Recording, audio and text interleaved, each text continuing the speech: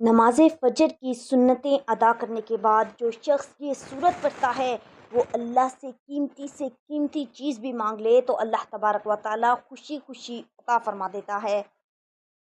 بسم اللہ الرحمن الرحیم۔ السلام علیکم محترم ناظرین، آج میں آپ کے لیے ایک سورت کا خاص الخاص وظیفہ لے کر آئی ہوں۔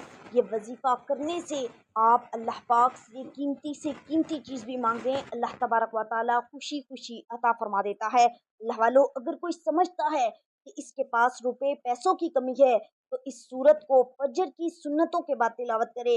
اللہ پاک نے چاہا تو انشاءاللہ پیسوں کے بند دروازے خود ہی کھل جائیں گے۔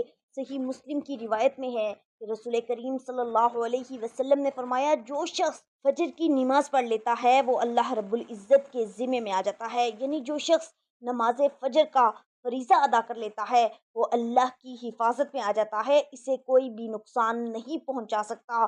نماز فجر کی ادائیگی میں ہماری سستی، غفلت اور کاہلی اور کوتاہی انتہا کو پہنچی ہوئی ہے۔ اللہ پاک کے آخری نبی حضرت محمد مصطفیٰ صلی اللہ علیہ وسلم نے ارشاد فرمایا، اللہ پاک ارشاد فرماتا ہے کہ میں نے تمہاری امت پر دن میں 5 نمازیں فرض کی ہیں، اور میں نے یہ عہد کیا ہے کہ جو ان نمازوں کی ان کے اوقات میں پابندی کرے گا میں اس کو جنت میں داخل کروں گا، اور جو پابندی نہیں کرے گا اس کے لیے میرے پاس کوئی عہد نہیں۔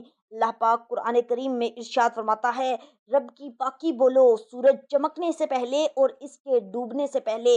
اللہ والو، نماز فجر پر 5 فرامین مصطفیٰ صلی اللہ علیہ وسلم۔ ایک صحابی حضرت عبداللہ بن عمر رضی اللہ تعالیٰ عنہ سے روایت ہے کہ پیارے آقا محمد مصطفیٰ صلی اللہ علیہ وسلم نے ارشاد فرمایا، جو صبح کی نماز پڑھتا ہے وہ شام تک اللہ پاک کے ذمے میں ہے، تم اللہ پاک کا ذمہ نہ توڑو۔ جو اللہ پاک کا ذمہ توڑے گا تو اللہ اسے اوندھا یعنی الٹا کر کے دوزخ میں ڈال دے گا۔ حضرت سلیمان فارسی رضی اللہ تعالیٰ عنہ سے روایت ہے، نبی کریم صلی اللہ علیہ وسلم نے فرمایا، جو صبح کی نماز کو گیا ایمان کے جھنڈے کے ساتھ گیا، اور جو صبح بازار کو گیا ابلیس یعنی شیطان کے جھنڈے کے ساتھ گیا۔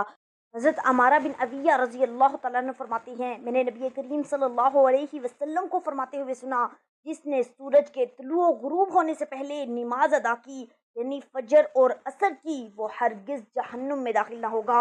حضرت ابو عبیدہ بن جراح رضی اللہ تعالیٰ عنہ بیان کرتے ہیں، رسول کریم صلی اللہ علیہ وسلم نے ارشاد فرمایا، جمعے کے دن پڑھے جانے والی نماز با جماعت سے افضل کوئی نماز نہیں ہے۔ میرا گمان یعنی خیال ہے کہ تم میں سے جو اس میں شریک ہوگا اس کے گناہ معاف کر دیے جائیں گے۔ حضرت انس رضی اللہ تعالیٰ عنہ سے روایت ہے کہ نبی کریم صلی اللہ علیہ وسلم نے ارشاد فرمایا، جس نے 40 دن فجر و عشاء با جماعت پڑھی اللہ پاک اس کو 2 آزادیاں عطا فرمائے گا، ایک نار یعنی آگ سے، دوسری نفاق یعنی منافقت سے۔ نماز جنت کی چابی ہے۔ اللہ پاک ہمیں وقت پر 5 نمازیں پڑھنے کی توفیق عطا فرمائے۔ اللہ والو، کوئی بھی وظیفہ ہو، کوئی بھی عمل ہو، کوئی بھی تسبیح ہو، کوئی بھی ذکر اذکار ہو، یہ تمام ذکر اللہ تبارک و تعالیٰ کے نور کی کنجی ہیں، بصیرت کا آغاز ہیں اور جمال فطرت کا اقرار ہے۔ یہ حصول علم کا جال ہے۔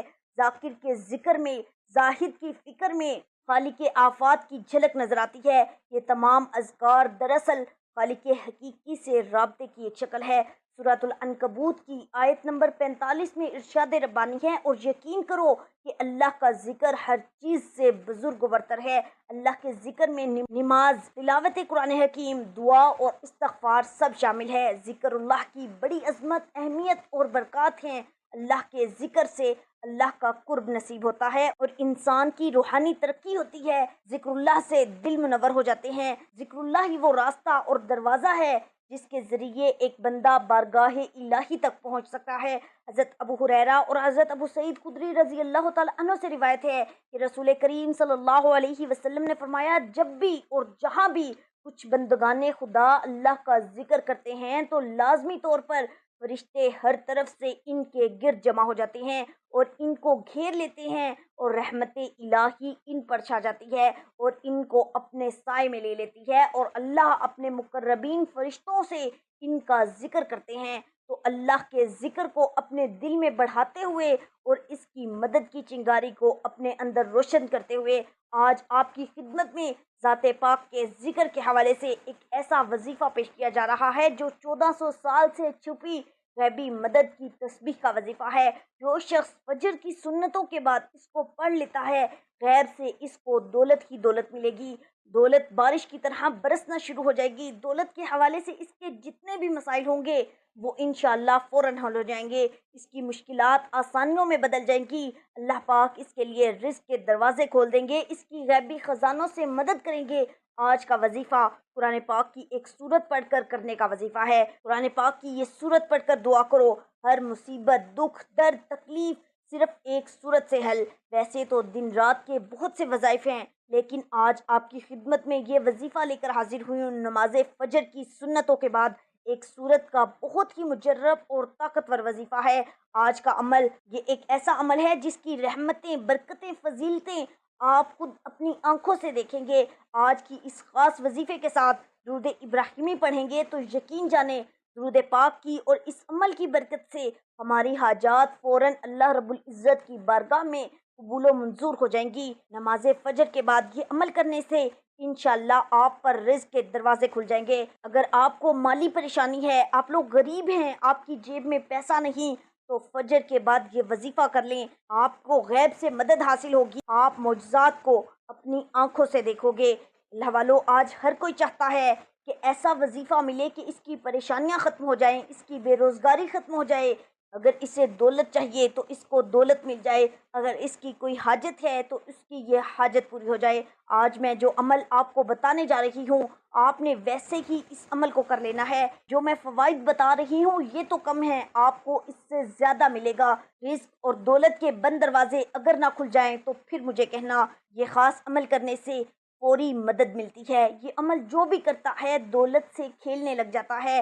یہ وظیفہ کرنے والے سے رب کی ذات اتنا خوش ہو جاتی ہے کہ عرش الہی پر بیٹھا رب فرشتوں سے ذکر کرتا ہے، فرشتوں کو حکم جاری کرتا ہے کہ جاؤ اس بندے کی ہر حاجت کو پورا فرما دو، اس بندے کی تمام رکاوٹیں، بندشیں دور فرما دو۔ اللہ والو، اگر آپ چاہتے ہیں کہ رب کی ذات آپ سے خوش ہو جائے، آپ کی نسلوں کو آباد فرما دے، تو یہ خاص وظیفہ اور ساتھ میں ایک دعا بھی آپ کو بتاؤں گی، لہٰذا ویڈیو کو آخر تک ضرور دیکھیے گا تاکہ آپ کو وظیفے کی صحیح طرح سمجھ آ جائے۔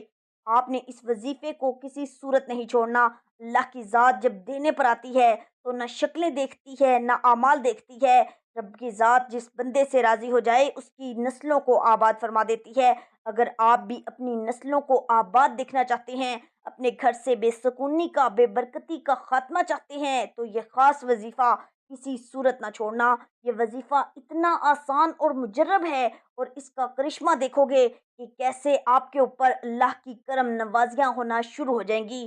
یہ وظیفہ سارے وظائف کا بادشاہ ہے، یوں سمجھ لیجئے کہ اس کو کرنے کے بعد آپ دیکھنا کیسے آپ کے اوپر رب رحمت نازل فرمائے گا، کیسے آپ کے کام بنتے چلے جائیں گے۔ اس عمل کو کرنے والے کی زندگی سے مشکلات ختم ہونا شروع ہو جاتی ہیں، اس وجہ سے کہ آپ کے اوپر کسی قسم کی بھی بندش ہے، رکاوٹ ہے، آپ کا کاروبار کا مسئلہ ہے، کاروبار نہیں چل رہا، گھر میں بے برکتی ہے، بے سکونی ہے، مایوسی ہے، انشاءاللہ اس وظیفے سے یہ تمام مسائل دور ہو جائیں گے۔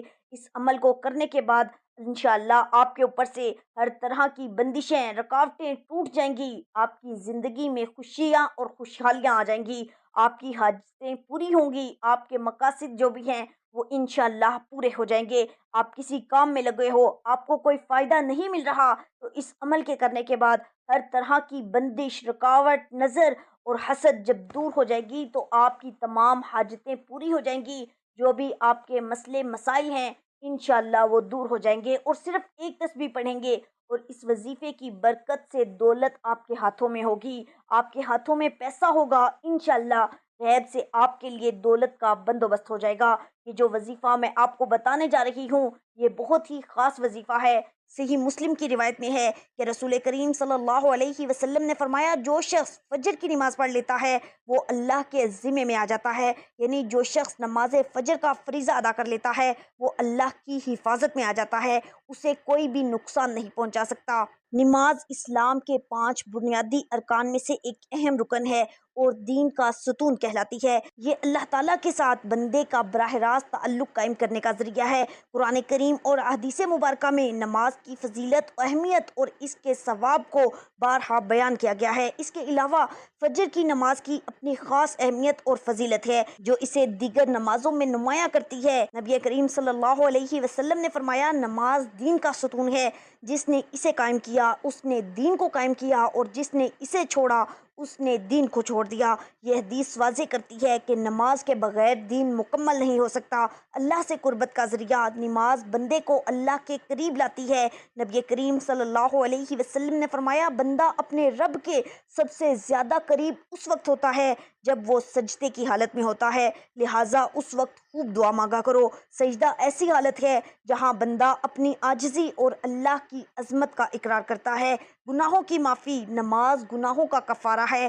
نبی کریم صلی اللہ علیہ وسلم نے فرمایا، 5 نمازیں اور 1 جمعہ دوسرے جمعے تک اور 1 رمضان دوسرے رمضان تک درمیان کے گناہوں کا کفارہ ہے، بشرط یہ کہ کبائر بڑے گناہوں سے بچا جائے۔ نور ایمان، نماز ایمان کو روشن کرتی ہے اور دل کو سکون دیتی ہے۔ قرآن کریم میں اللہ تعالیٰ فرماتے ہیں، بے شک نماز فحش اور بری باتوں سے روکتی ہے۔ یہ آیت واضح کرتی ہے کہ نماز انسان کو برائیوں سے بچاتی ہے اور نیکیوں کی طرف راغب کرتی ہے۔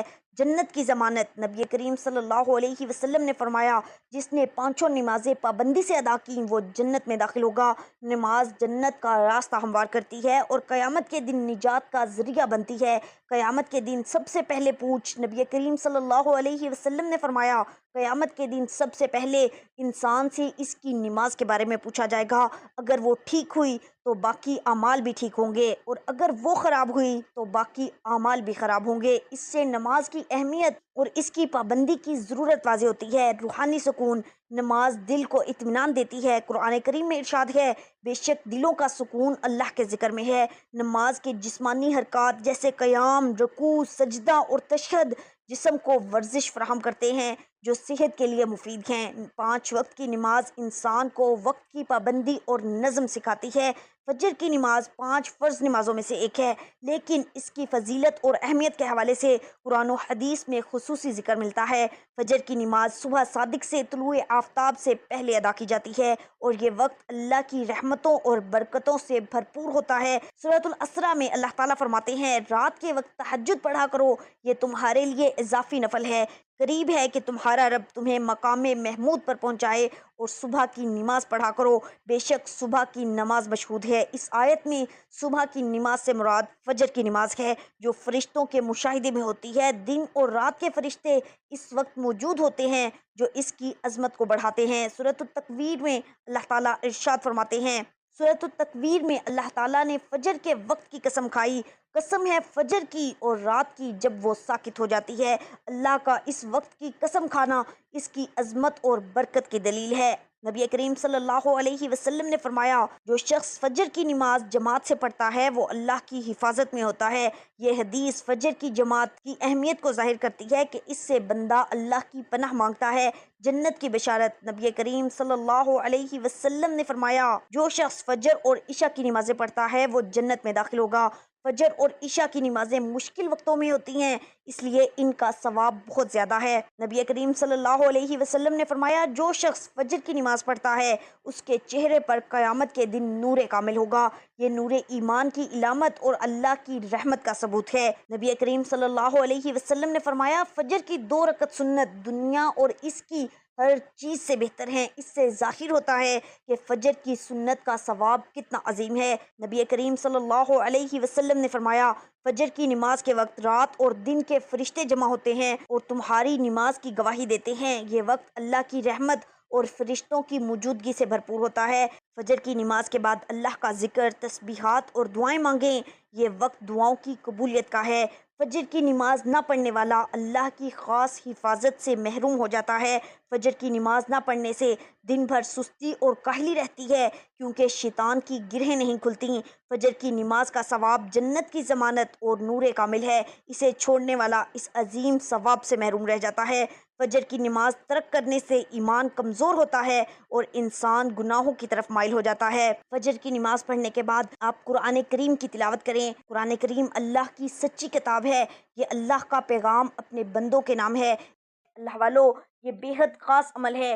جتنی بڑی آپ کو رقم چاہیے ہو، کسی بھی دن آپ یہ عمل کر سکتے ہیں۔ جب آپ کا دل مانے، جب آپ کو ضرورت ہو، آپ یہ 1 منٹ کا عمل کریں۔ اس کے بعد معجزہ خود اپنی آنکھوں سے دیکھ لینا، کیسے غیب سے آپ کو مدد ملے گی، غیب سے آپ کے رزق اور دولت کا بندوبست ہو جائے گا۔